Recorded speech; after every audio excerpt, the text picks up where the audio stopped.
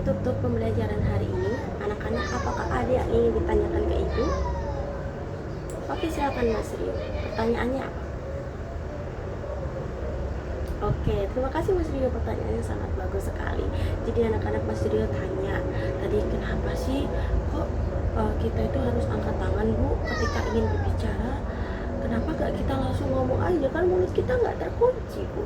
Itu kalau misalnya angkat tangan itu kan repot sekali Bu. Nah, coba anak-anak bayangkan ketika kita ingin berbicara dan teman kita juga ada yang ingin berbicara nih, berbicaranya secara berbarengan tanpa ada yang angkat tangan. Kira-kira apa yang terjadi? Berisik, betul berisik. Terus apalagi kata yang diucapkan tidak terlalu jelas karena seperti pasar ya, ramai sekali gitu kan.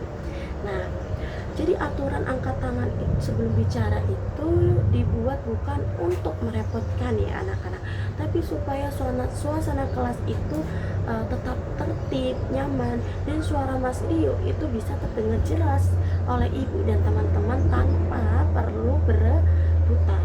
Jadi hidup kita itu jadi lebih teratur. Nah, itu gimana Mas Rio, sudah paham? Iya, baik sekali, sudah dipahami ya. Oke, terima kasih. Selanjutnya ada yang ingin ditanyakan lagi? Oke, Mbak Dina. Kenapa Mbak Dina? Oke, terima kasih pertanyaannya Mbak Dina, bagus sekali. Jadi Mbak Dina sudah jujur nih, katanya semalam dia tidak sempat merapikan mainannya karena dia mengantuk, sudah ketiduran, kelelahan.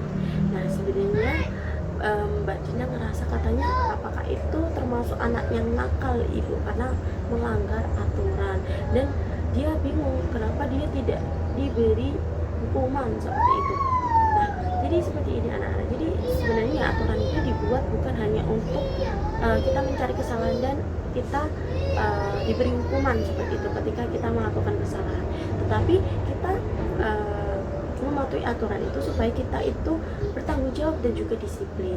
Nah, dari situ kan Mbak Dina sudah tahu bahwasanya selesai bermain itu harus dirapikan, dia juga sudah merasa bersalah. Nah, maka dari itu nanti kalau sebelum tidur Mbak Dina bisa merapikan terlebih dahulu. Nah, karena Mbak Dina sudah mengakui kesalahannya, berarti Mbak Dina sudah tahu nih letak salahnya di mana, dan nanti malam sudah bisa dibereskan seperti itu. Karena Mbak Dina kan semalam ketiduran, jadi ya nggak apa-apa, kita bisa membersihkan besok lain kali. Mungkin orang tua Mbak Dina tidak marah karena sudah tahu kalau Mbak Dina itu kecapekan, kelelahan, makanya sudah tidur seperti itu. Jadi aturan itu tidak semata-mata ketika kita sudah untuk mencari kesalahan, terus ketika kita sudah salah kita diberi hukuman, tidak. Jadi aturan itu digunakan untuk supaya kita itu lebih disiplin dan lebih bertanggung jawab seperti itu. Sudah paham Mbak Dina? Oke, alhamdulillah. Sudah? Tidak ada lagi yang ingin ditanyakan ke Ibu? Oke, sudah semua ya? Alhamdulillah.